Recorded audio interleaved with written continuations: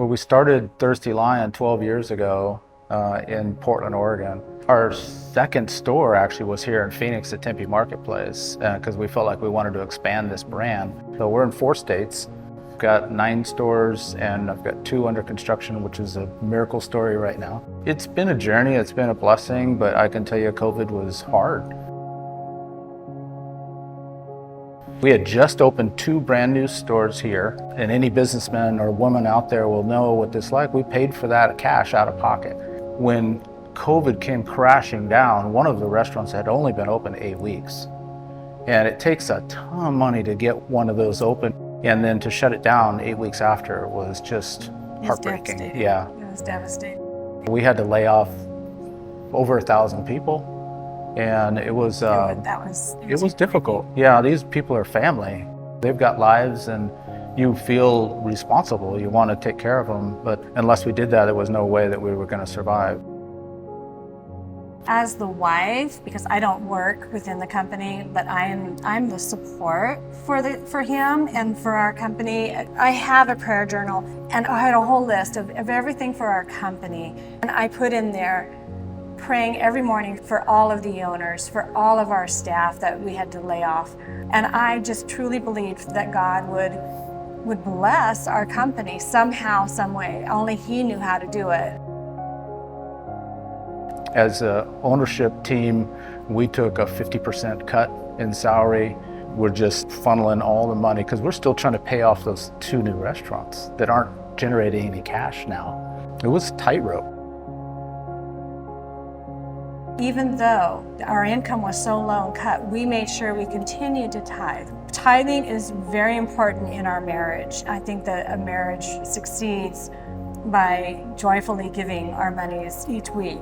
It was a struggle. It took a lot of faith. This was a moment for him to shine. Heart for the House came around. We knew we were on a really tight budget. We just felt like it was a time to step out in faith and see what God can do. You know, the story is that, you know, after we gave something outside of our comfort zone, the 2 senior partners in our ownership group decided that we were going to go back to 100% income and they were going to bump it up. Somehow, with me being laid off and going back to work, I think within 3 months' time, I got 3 bonuses.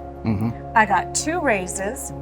So, you know, it was like, okay, wow, this is God. I just give him all the glory because, you know, as we began working our way through and reopening these restaurants, the people, the guests that we had cultivated and taken care of and shown grace to over the years, they returned in droves. And they were tipping the servers, I mean, way more than a standard 20%. And it was great to see that side of humanity that was really supportive and wanted to see, you know, businesses succeed. I've been around long enough to know that you can't outgive God and you can't give to get. You have to give in faith to activate the principle of giving. And in Malachi it says, test me in this and see if I will not open up the windows of heaven and fill your storehouses and you cannot contain it. And we just felt like the blessings that God was pouring in our lives that we couldn't even contain it. And that moment when you're asked to give and you think, I don't have anything to give, or if I give, I'm not going to make it through.